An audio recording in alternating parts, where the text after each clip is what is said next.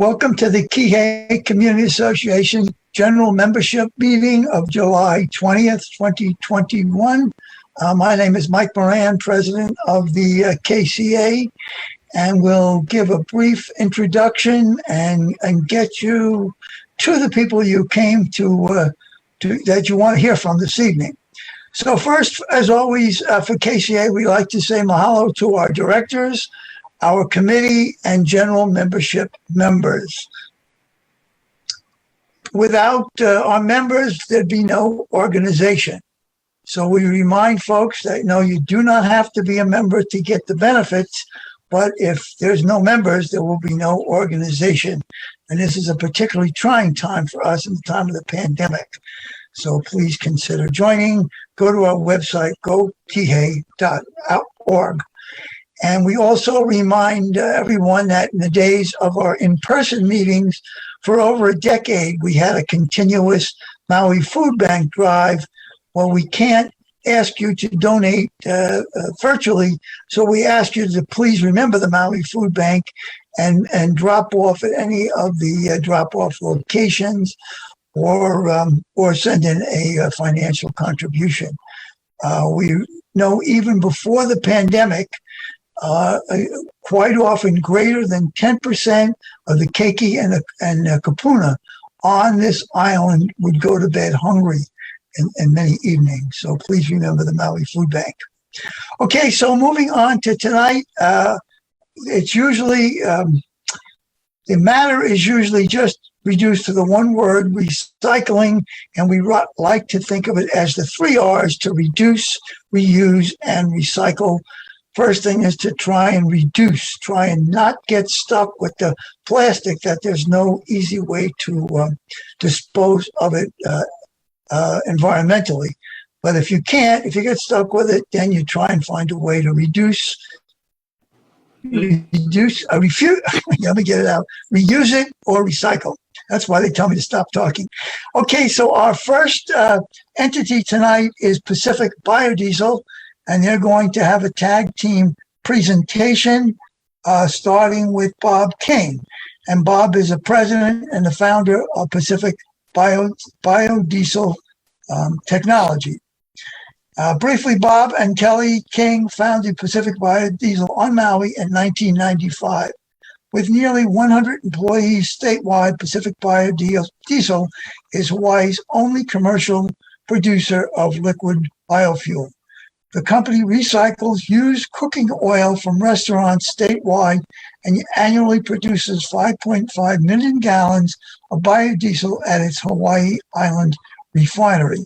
The Kings also farm sunflowers and other crops to produce culinary oils, biofuel, and other value-added products that support food security and energy security in Hawaii. I have to get better light in here. Okay, and partnering with Bob is Joy Calentro, the marketing director for Pacific Biodiesel Technologies, and Maiden Hawaii Naturals. With more than 30 years in corporate communications and brand strategies, Joy spearheads marketing for Pacific Biodiesel and its sister company, Maiden Hawaii Naturals. She develops strategies and storytelling that promote the benefits of clean local biofuel and that full circle sustainability focus on agriculture for food, then fuel. So I'm going to turn it over to Bob, and I will not interrupt their flow. When Bob is finished, he will just turn it off to Joy, and you won't hear me stumbling back on until they're concluded, and we're going on to the next presenter. Okay, Bob, take it away, please. All right. Thanks, Mike. Aloha, everybody. Okay, I'm going to start a couple of slides here. Bob King, president of Pacific Biodiesel, and happy to talk to everybody today about recycling. Recycling is where we started. We started this company to get rid of the problem, which was waste cooking oil going into the landfill. And this is our very first biodiesel plant in 1996 at the Maui County landfill. And this is maybe a year after the very first used cooking oil biodiesel plant was built in the world. There was one ahead of us in Austria. So early days of biodiesel. So we ended up, actually I didn't know, hey, that's right, I didn't have gray hair back then either. Good. And Kelly and I, we didn't know how early this was, but it was early. And so we ended up having the first biodiesel pump in America. We had a lot of celebrity friends that helped us and pushed us along, many Maui residents here. And yeah, it was about recycling used cooking oil and making energy out of it to run in diesel engines. 25 years later, we have a really state-of-the-art plant on the Big Island, which puts out 5.5 million gallons a year of biodiesel. And so if you want to equate that to electricity, that's the equivalent of about 220 megawatt hours of electricity per day. And a lot of that does go into making power at peak times for Hawaiian Electric, Hamakua Energy on the Big Island, as well as a lot of fleets. We are from Maui, but we built the plant on the Big Island. A lot of people over there really wanted us to build it there, and it was difficult on Maui at that time. So that's where we built it, and it's worked out really well. We've got some really good jobs for the people over there. They really appreciate it, and it's working out well. So biodiesel, again, we make it from predominantly waste oils right now, animal fat and used cooking oil. But we know we need to get into more of the virgin oils that I think Joy's going to talk about in a little bit. But you get about a gallon of biodiesel for a gallon of used cooking oil. So we've recycled almost 5 million gallons of used cooking oil on Maui so far. And we're still collecting used cooking oil on Maui, about 25,000 gallons a month that we pick up on Maui and send to the Big Island for processing. And by the way, we do all this on renewable energy. All of our trucks run on 100% biodiesel. Our plant on the Big Island runs on 100% biodiesel, including the power, the boiler. We really do walk the talk. And I forgot to start my times, so I don't know. I don't even know where I'm at here. So I'm probably going to use up Joy's time. Sorry. So where does it go? So we make it on the Big Island. Like I said, a lot of it goes to the utilities to make electricity. We run one of the largest, couple of the largest power plants that run on 100% biodiesel, Schofield Barracks on Oahu and Hamakua Energy. But here on Maui, we run Maui Disposal. They've been on it for a long time. Several of the boat companies, Trilogy, Aqua Ventures, some dive boats and boats, and then Maui Brewing runs their generators on biodiesel. So it feels good to have vehicles here and use on the island. We don't supply any of the Maui County vehicles. I think we did for 2 months 20 years ago. That was it. So where are we at today? We're producing a lot of biodiesel in the state, but in Maui County, like I said, we're still pulling used cooking oil and taking it to the Big Island, but we used to recycle, I think, almost 1 million gallons of grease trap waste every year. And we've discontinued that because we don't have a place to do that anymore with the ECO not doing composting anymore. So we recycle grease trap waste on Oahu, almost all the grease trap waste on Oahu, significant amount of oil we pull out of that. And we recycle grease trap waste on the Big Island, but not on Maui. that fuel, like we said, it goes into a lot of vehicles.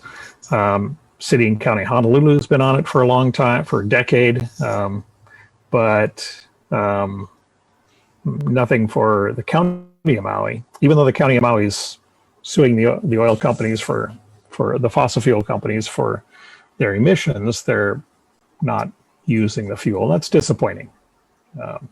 We'd like to see them change that.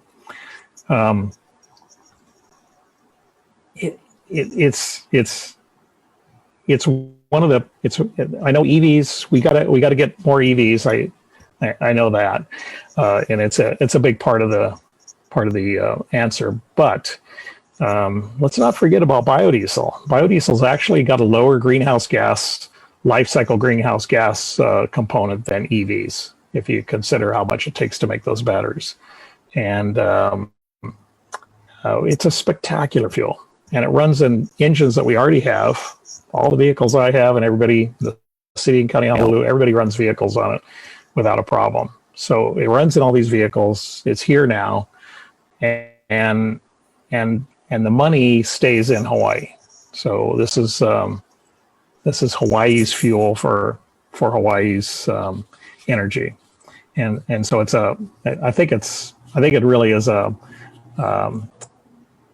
feel-good part of recycling when you can make something that's so valuable as energy and use it right here and make it right here. We didn't have to buy it from someplace else.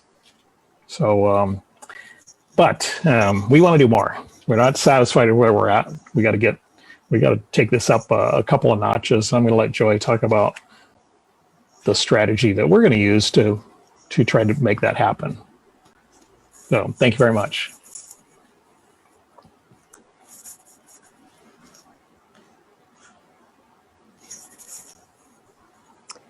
All right. Thank you, Bob. And these beautiful sunflowers, I'm sure all of you have seen. Many of you have probably ventured into the field. This is how we get to the next, as Bob mentioned. You know, I like to say there's only so much French fry grease in the state. So we have to grow our fuel. That's the next. And getting into agriculture is how we can do that. It's not just having these beautiful flowers in the valley. They have a purpose. And what's exciting about the extension of our recycling story into agriculture is it's a really smart way to do that. We like to say it's farming for food, then fuel, because our approach is to create a food product. So here we are, the most isolated population of human beings on planet Earth. We have food security issues and energy security issues. So our agriculture, our sustainable agriculture, is first designed to create a food product, culinary oil. And you know, it's powerful that we're able to create a product that the used culinary oil, used cooking oil from restaurants, is how our company began 25 years ago. So the fact that we're able to farm and create a natural product for the restaurant community and consumers, now available to consumers, it becomes a food product that goes into the marketplace. And then we get the used cooking oil still from all those restaurants, and that's what we turn into our fuel. And it's not just human food. The process that we make our oils, there's a residual material meal. After we crush the nuts and seeds to make the oil, the meal becomes a high protein ingredient for animal feed. So there's a multitude of benefits when we talk about how this original recycling story is really expanding out and making an impact for our community today. And that, you know, we saw last year certainly filled with so many negatives, but an incredible positive is finally this collective support for local.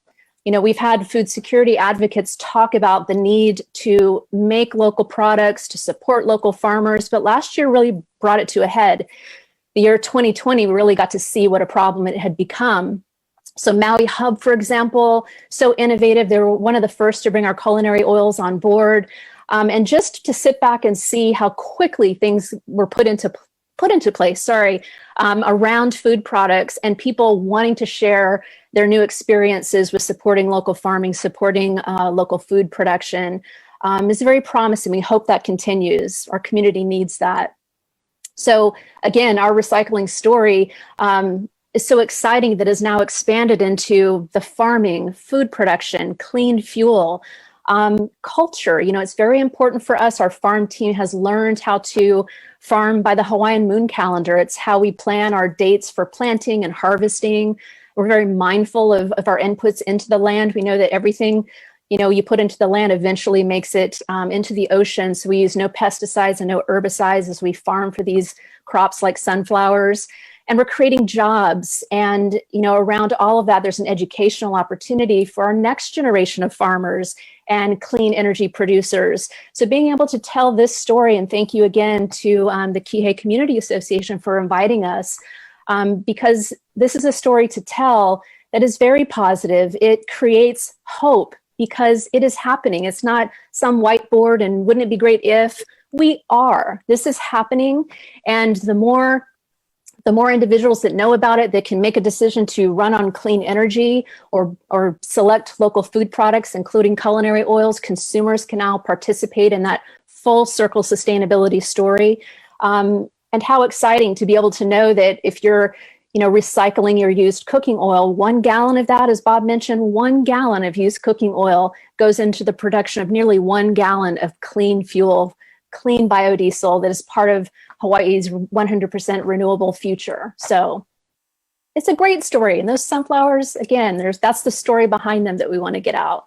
So thank you.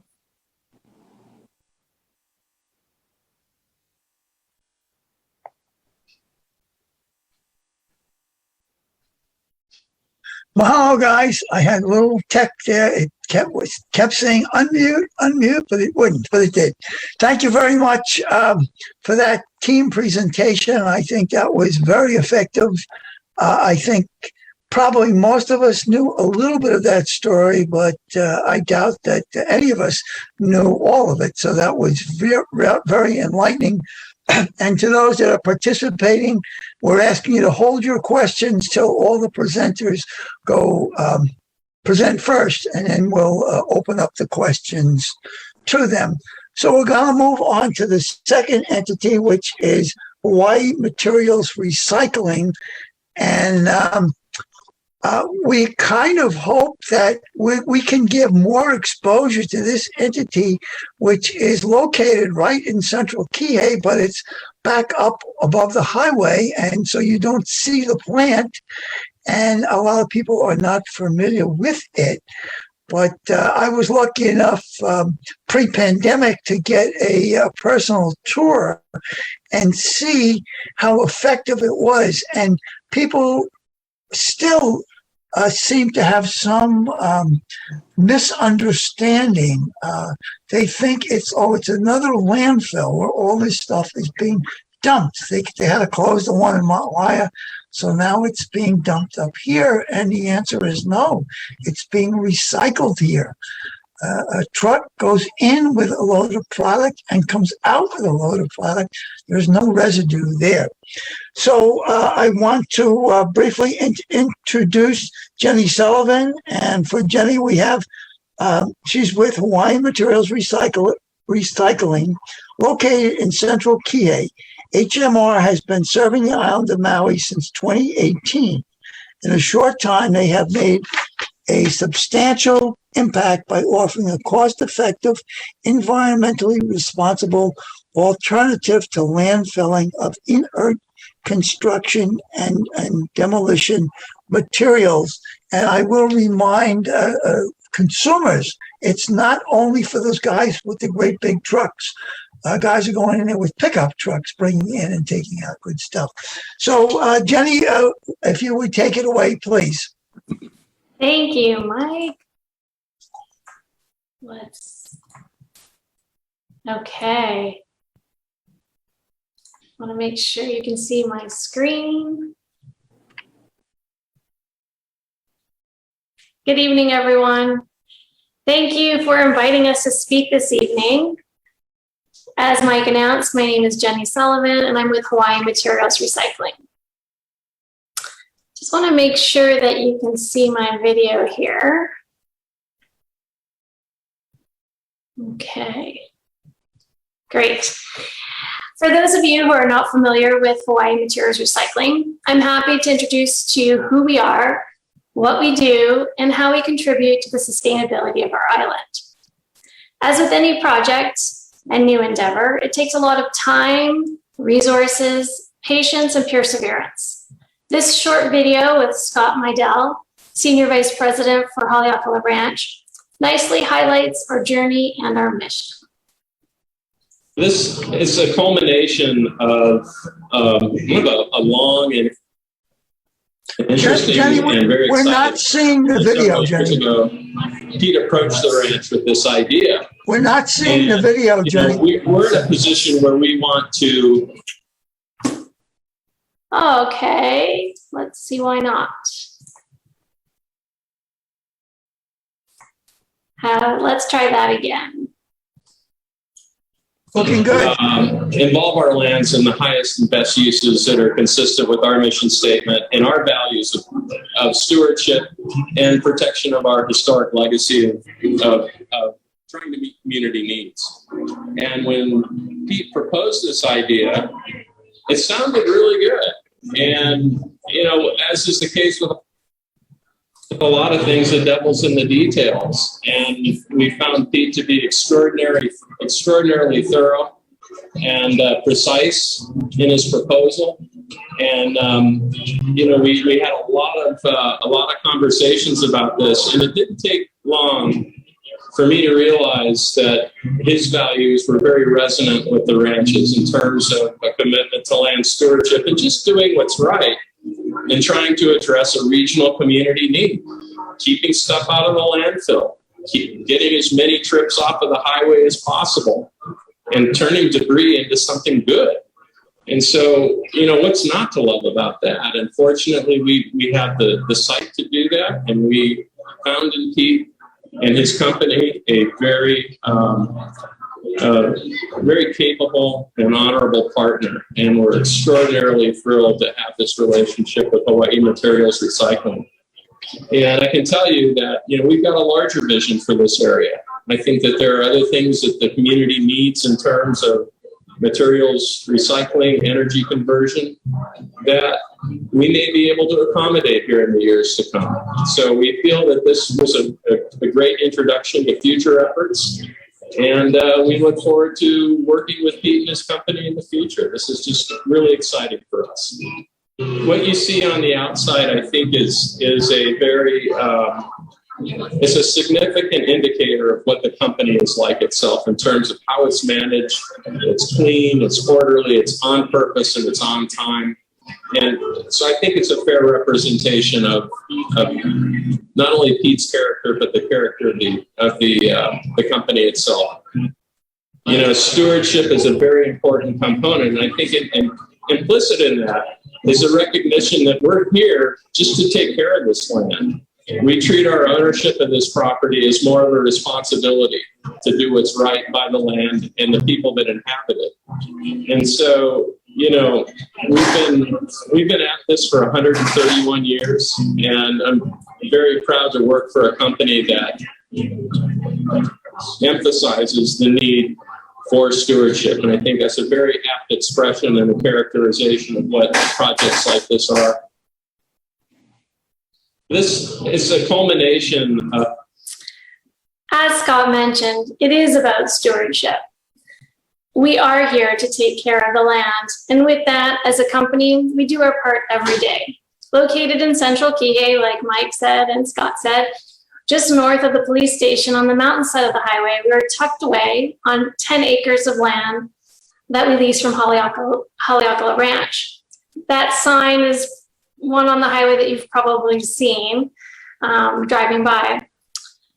We are happy to report that our scale house operates on 100% solar power, and we use R1 recycled water to maintain the facility.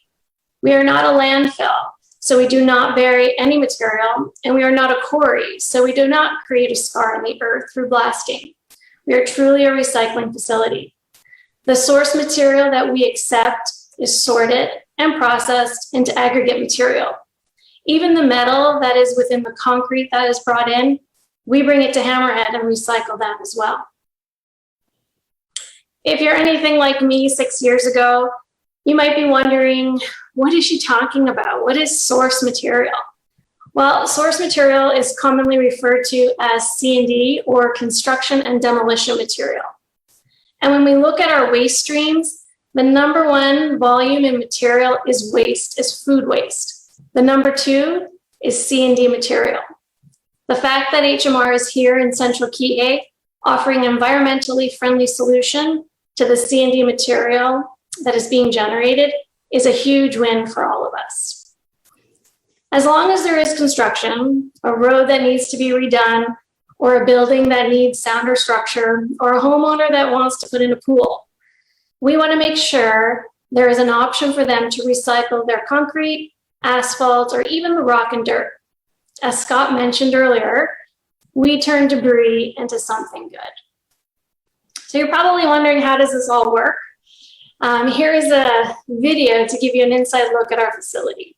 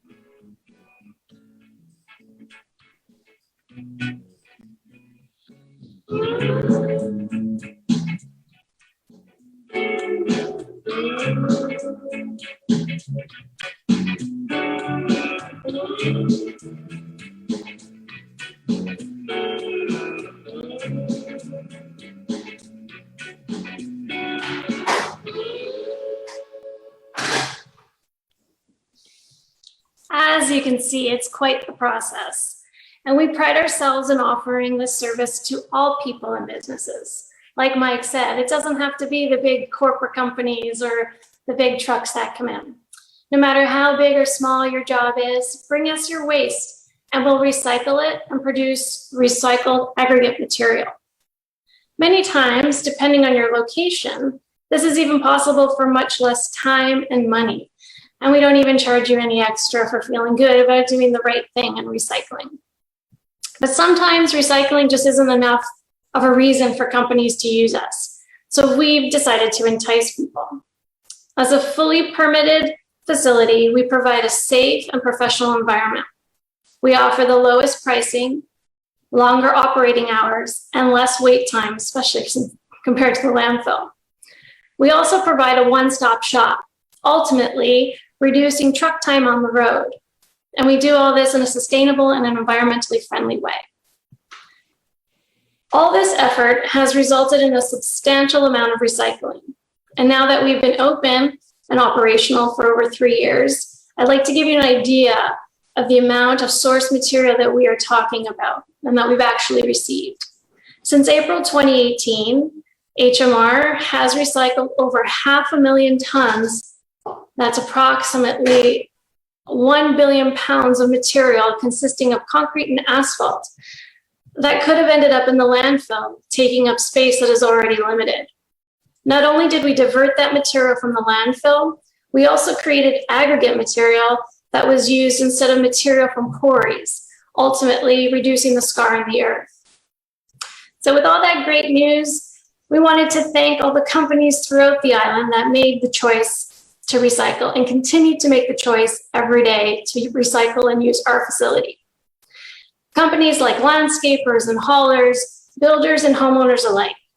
And lastly, we are truly grateful for the community's support, and we look forward to being here for many years to come. Thank you.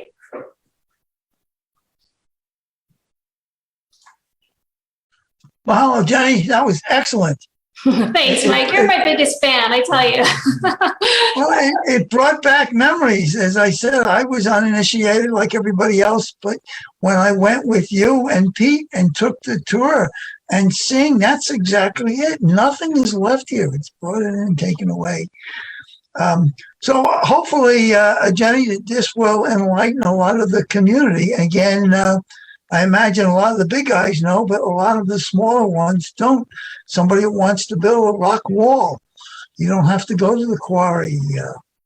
And I even know a few homeowners up in Maui Meadows that said they come down. I'm not quite sure what they were getting, but they said, "Oh no, I know what that is." So thank you very much, Jenny. That was a wonderful presentation. Thank you, Mike. So we're going to move on to our third and last private entity, a private company, before we hear from the county. And this is Kihei Compost. And the presenter is Lauren Peter. And Lauren's bio is, Lauren was solely raised by his mother, Emily Lauren. Lauren Peter has made Maui his home since he was 1 month old. He grew up in upcountry Maui, graduated at Seabury Hall, and earned his BA degree at USSC Santa Cruz, and later returned home to Maui, where he did landscaping, rock, and concrete work, and operated heavy equipment, in which he still does today, operating his excavation business. His passion and love for the environment is what guided his way to operating his green waste business, Kihei Compost, in which he started in March 2013. So Kihei Compost processes South Mary's green waste into organic compost, mulch, soil, and blends. Kihei Compost also supplies wood chips, kiawe chips, cocoa kura throughout Maui. All of these ground coverings help protect our island's fragile environment by controlling soil erosion, limiting stormwater runoff, and creating environmentally safe and friendly products that not only beautify our environment, but helps our plants and food thrive. So thank you very much, Lauren, for doing this. And we'll turn it over to you so you can talk about your business. Take it away, Lauren. How's it going? Can everybody hear me? All right. My name's Lauren Peter. Kihei Compost is a deep passion that I've had for a long time. I have a partner, JB Guard, who's not with me tonight. I elected to speak. I know a little bit more of the ins and outs of the business. I'll start with just as a child being raised here up country, there was a lot of surrounding by agriculture. A lot of it was the monocrops with the sugar cane and Maui land and pine. But there also was the lovely diverse farms up country, you know, with the proteas and the carnations and the onions and cabbage and the various Christmas tree farms. And so my whole life I was kind of raised around the mountain and the ocean. And when I went away to college, I have a good friend, Clifton Dodge. He spent some time over there at the farm, learning ecology and soil building and amending at like a world-class level. I kind of recall some of the people that were on the farm up there with him at UC Santa Cruz were like delegates from other nations that were sending like their two top prospects to learn how to grow food for their whole country and stuff. So as far as biodiversity and sustainability, farm production, the ecology of the soil, keeping the pesticides out of the oceans, out of the land, fill off the land, out of the stormwater. It just seemed very important that somebody carry the torch with composting on Maui. And it just so happens it happened to be us. We recall when we were younger going into Campaign Recycle Maui and visiting Charles and Ralph. We recall Tim Gunther, who was a good mentor of ours. We recall Ruben Fonseca at Eco Compost, another friend. And we watched them all kind of do their different products and squabble in different ways. And we just wanted to take this business sort of to the next level with passion, with protecting Maui, protecting the reefs, protecting the stormwater from reaching our reefs and our marine life. We wanted to build shelter belts. We wanted to build food forests. We want sustainability. We want to teach children how to farm their own food. Basically, our business is a grassroots operation with zero funding and zero help from anybody or any government entity. We've done it completely from our shoestrings. And at this point, we've got quite an arsenal of equipment, from McCluskey stackers, 80-foot telestackers, to McCluskey screeners, to trommels, vibratories, WA 500, 8-yard buckets, a series of 380s and Cat 950s, multiple excavators, tub grinders, horizontal grinders. We run at about $12,000 a month diesel bill. I'd love to see some energy conversion happen on the south side. I'd love to see solar grinders. I'd love to see the county stop sending the trucks full of stuff by all the facilities. I'd love to see the carbon footprint decrease, less traffic. There's a lot of what I'd like to see. So the only way that this can happen is through hard work, dedication, devotion to the people of Maui, the island of Maui. We definitely work the longest hours. We're open at 7, we close at 5 days a week. We process 30 tons of green waste a day.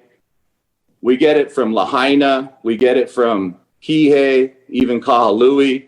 People drive from Hana to obtain our compost. People drive from Kula, Lahaina. All sustainable farmers. Uncle George Kahumoku is a big advocate of our compost.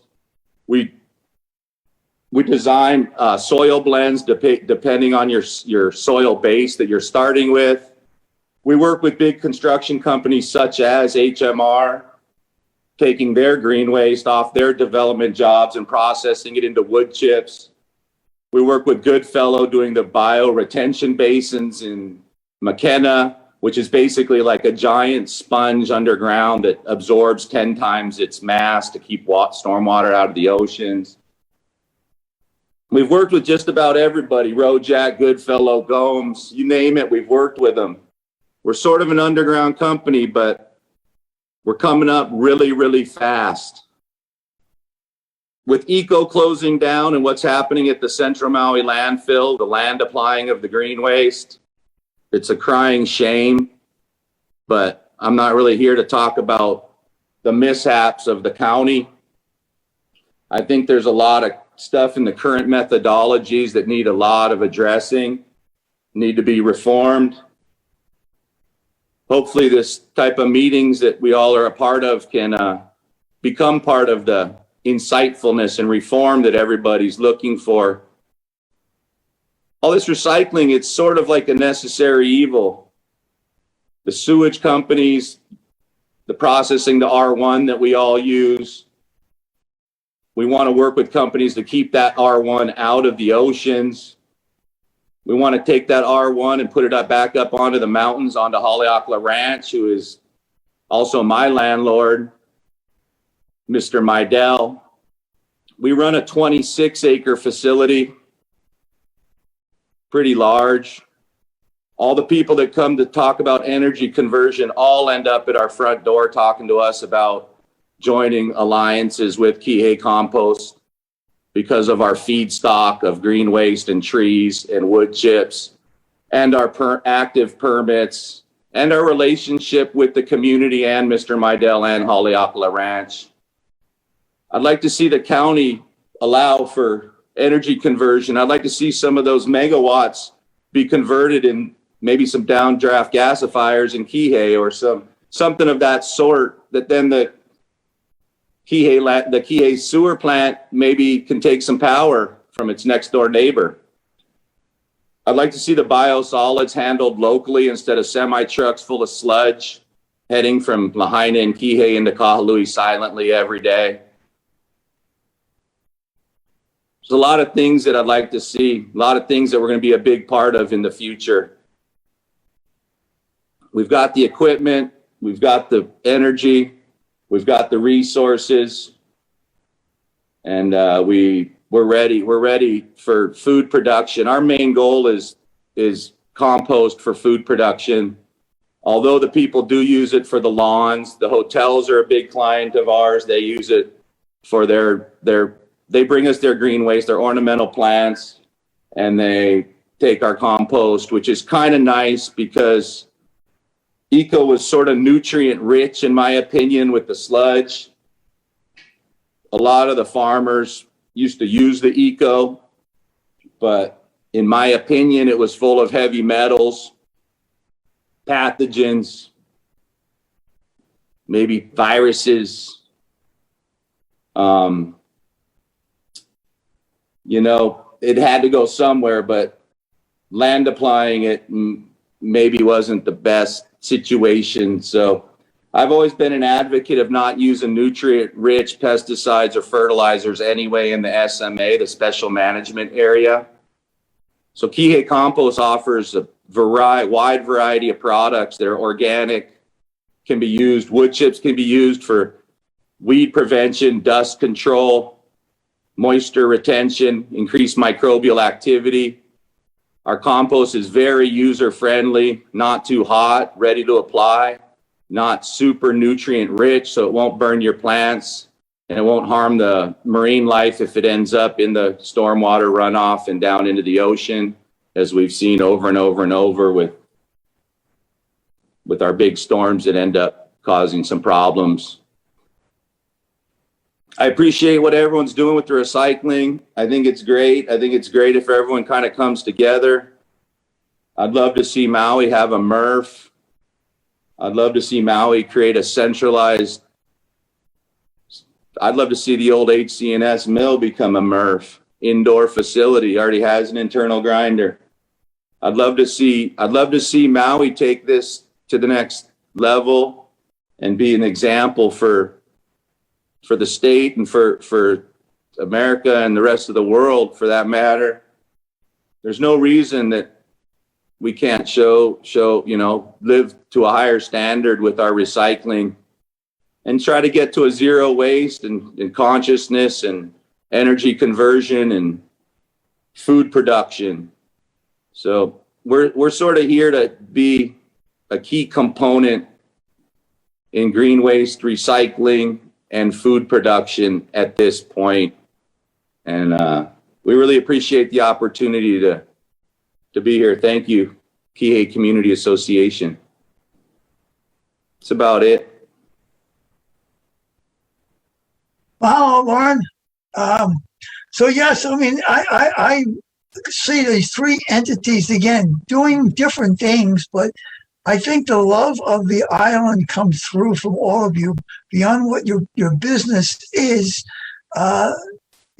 Caring for the island. You're trying to run businesses that are doing more to help and very little to hurt. And of course, when we try to diversify our community, when we see 3 businesses like this that are doing so much for the community, I think that's very, very encouraging. I know it's encouraging to me and for our community association, and that's all we can do. We can just try and advocate and present things like this. So again, I'll try and stop babbling on, and now we're going to swing over to our final presenter, and this is from the government perspective. This is from the county, and we have our one returning guest from, as I said, a couple of years ago, Tamara Farnsworth. And Tamara is a recycling coordinator amongst many other things. She has served as the County of Maui Environmental Protection and Sustainability Division Manager and Recycling Coordinator for the past 3 years. Alongside other environmental programs, the division manages most of the zero waste and landfill diversion programs on all 3 islands of Maui County, including the Kihei Recycling Dropbox Center and annual recycling grants, which provides funding to up-and-coming zero waste projects, as well as well-established recycling programs that need a boost.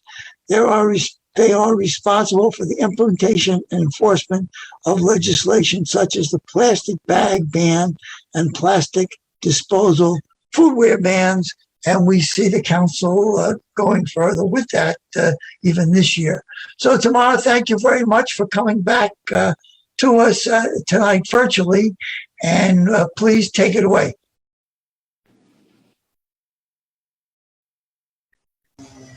Aloha mai kako.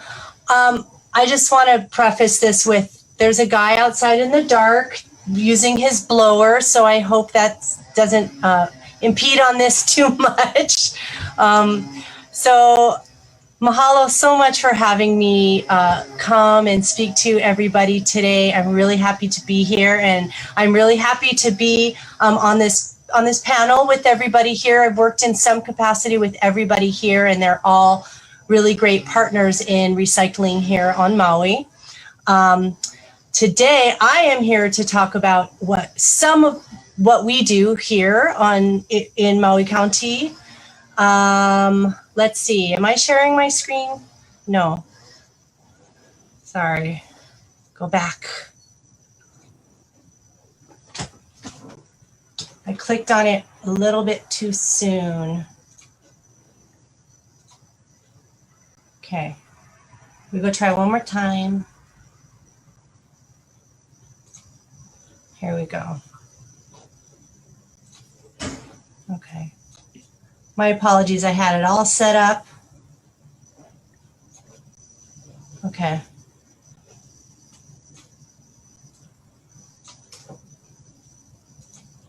All right.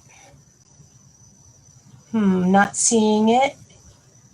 Is this it?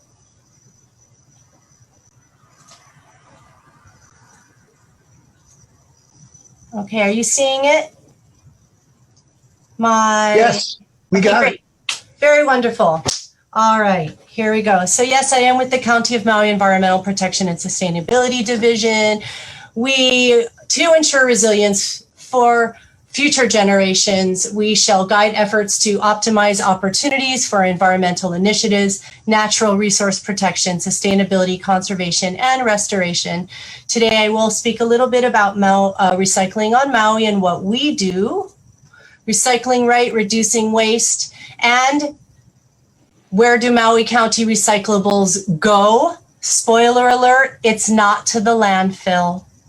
And I'm also going to talk a little bit about our plastic ban, Plastic Free Maui County campaign.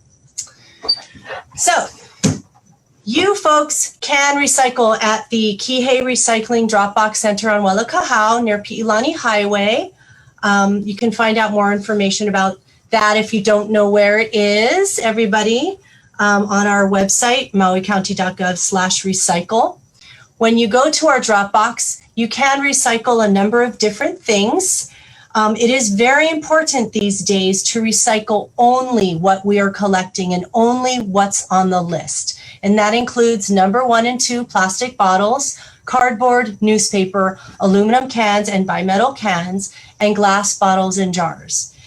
We really need you all to stick with the list. Stick to the list, because if you're not sticking to the list, it means that, and you're putting stuff in our containers that you wish could be recycled, but isn't being recycled. That's called wish cycling. And it's very important to keep our loads very clean and uncontaminated.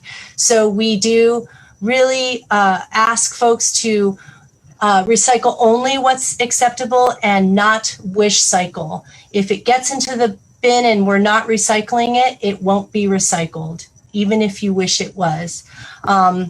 So we do ask you to recycle right and to reduce waste. And as Mike was saying before, we do adhere to the 3 R's, and there are 2 R's before recycling: reduce and reuse.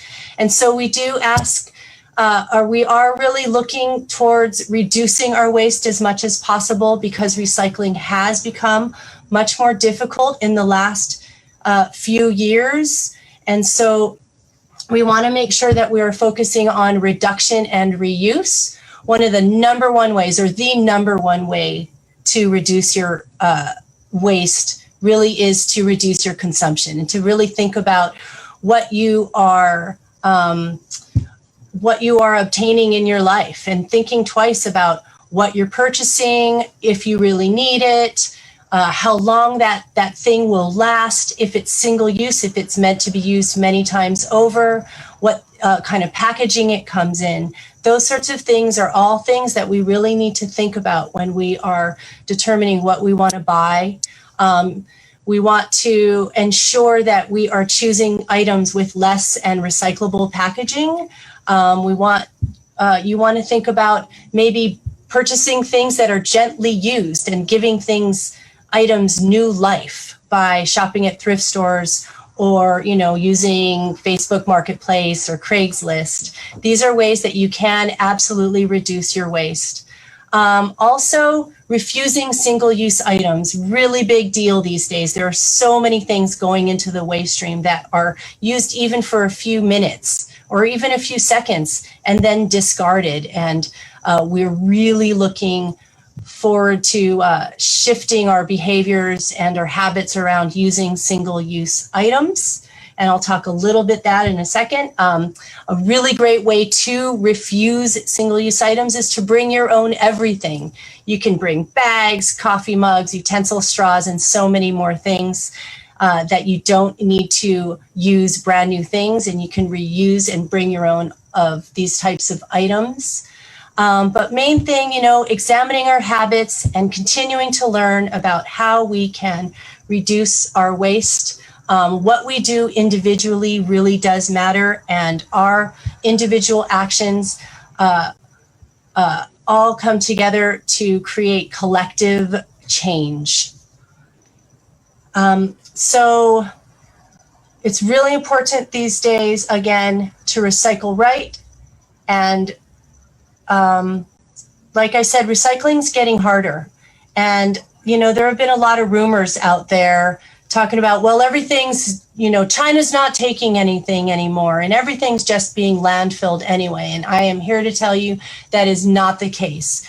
This county and your taxpayer dollars really we spend a lot of resources, time, effort, and energy on ensuring that we collect recyclables separately from anything going to the landfill, and that we do market them and make sure that they are going to reliable markets where they will be made into new products. We do get a report every month where all of our Dropbox recyclables are being sent. So I just wanted to give you an example of where some of the items that we recycle go. Cardboard is going to Shanghai, China, to Taiwan. Our newspaper is going again to China. Our plastic and our glass in the last shipments, or in the last the places that they were marketed most recently, are to Oakland, California. Our metals are going to Hammerhead, which then in turn sends them to other reliable markets. And then our aluminum is going to China. So China actually is taking a lot of the recycling. So what they're not taking are contaminated loads. What they are not doing is tolerating any very high levels of contamination. So it's really most important, especially now, to recycle right, put only the items that we ask for into the containers, and to reduce your waste as much as possible. One way that we are moving towards reducing waste in the County of Maui is with our upcoming disposable foodware plastic ban. And so we have entered into our Plastic Free Maui County campaign at this time. This law that was passed in April 2020 becomes effective on January 1st, 2022. And the most important things about ordinance number 5084, if you want to know, are that plastic disposable foodware is not to be sold, used, or provided by any food provider, person, or business in Maui County, except by approved exemption. The main distinctions for this are that takeout food packaged after it has been ordered must be served in non-plastic containers and made out of alternative materials. And important to know that food that has been prepackaged in plastic containers is still going to be allowed. It is exempt from this law. So that means like your potato chip bag that comes from the mainland in your supermarket.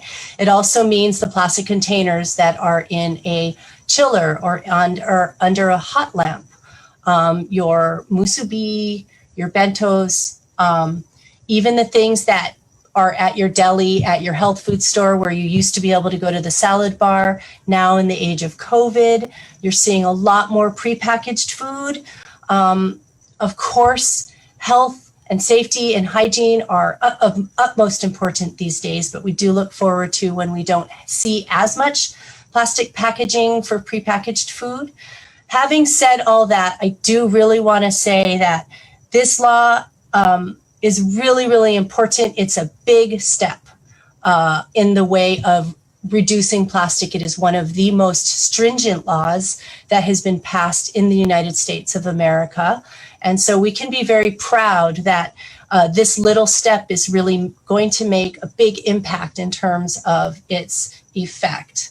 Another important thing is to know that utensils and straw are going to have to be made out of an alternative material, and they will have to be provided by request only, which means you'll have to request it or they'll have to ask you if you want it.